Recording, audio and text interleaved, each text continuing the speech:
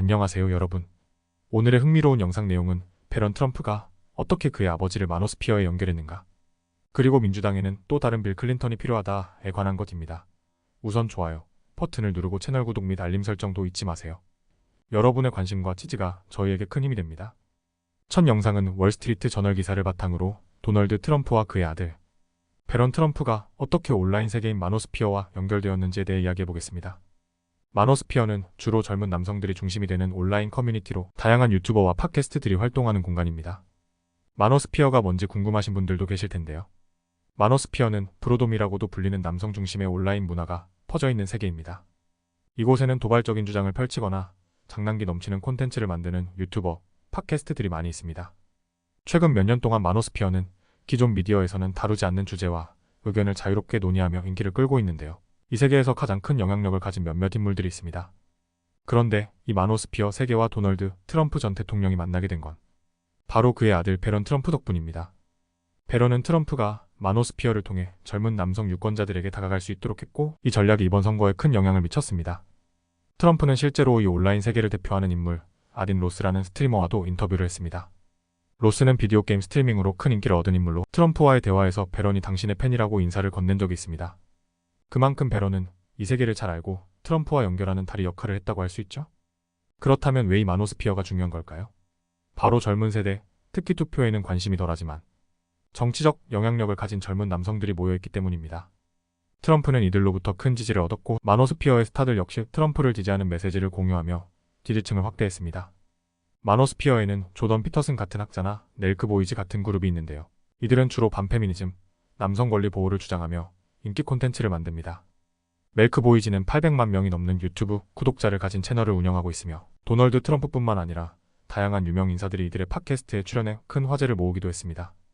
또한 로건과 제이크 폴 형제처럼 권투와 같은 스포츠와 결합해 젊은 남성들에게 인기를 얻는 인물들도 있습니다.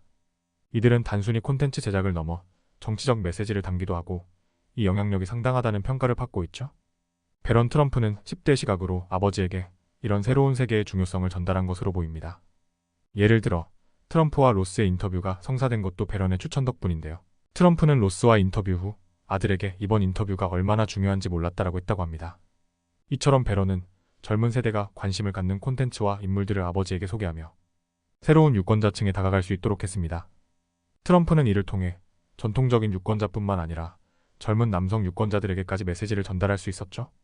오늘은 도널드 트럼프와 그의 아들 배런이 어떻게 마노스피어와 연결되었는지, 그리고 이 전략이 젊은 세대의 지지를 받는데 어떻게 기여했는지 알아봤습니다. 여러분, 이 새로운 정치 마케팅 전략에 대해 어떻게 생각하시나요? 다음 영상은 월스트리트 저널 기사를 바탕으로 민주당이 어떻게 현재의 정치적 어려움을 극복할 수 있을지 이야기해보겠습니다. 특히 1990년대 빌 클린턴이 노동계급 유권자들과 다시 연결되며 민주당을 성공으로 이끌었던 전략에 주목할 텐데요. 현재 민주당에 필요한 것이 또 다른 빌 클린턴일지도 모른다는 내용입니다. 민주당은 1980년에 로널드 레이건에게 큰 패배를 경험했었죠. 이로 인해 그들은 정체성과 정책을 새롭게 고민해야 했습니다. 레이건이 미국의 많은 주에서 압승을 거두었고, 그때 민주당은 핵심 지지층인 노동계급과의 연결을 잃어가고 있음을 깨달았습니다.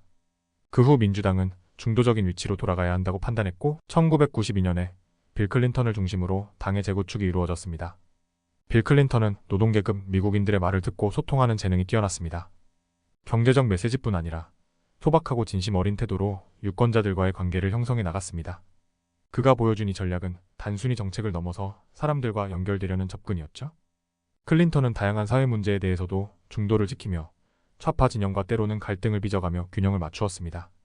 하지만 현재 민주당은 과거와 다르게 중산층 노동자들과의 연결이 약해졌습니다.